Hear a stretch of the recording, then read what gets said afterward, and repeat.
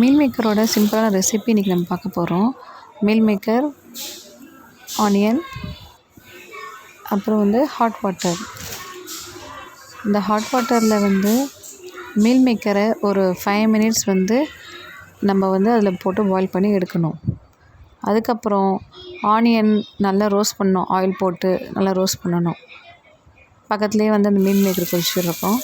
அதுக்கப்புறம் கறி leaves, green chilli இதெல்லாம் போட்டு நல்லா ஃப்ரை பண்ணணும்.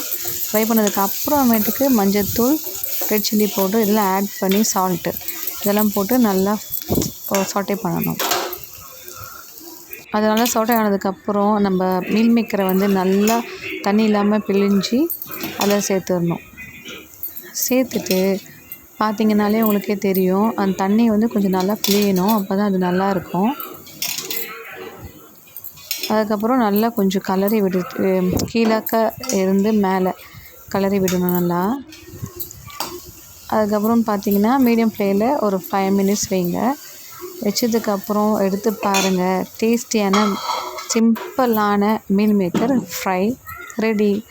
இது பிஸ்மிலாபாத், அப்புறம் வெஜ் புலாவ், அதுக்கப்புறம் தேங்காய் சாதம் இது கூடலாம் ரொம்பவே சூட் ஆகும். நீங்களும் ட்ரை பண்ணி பாருங்கள்.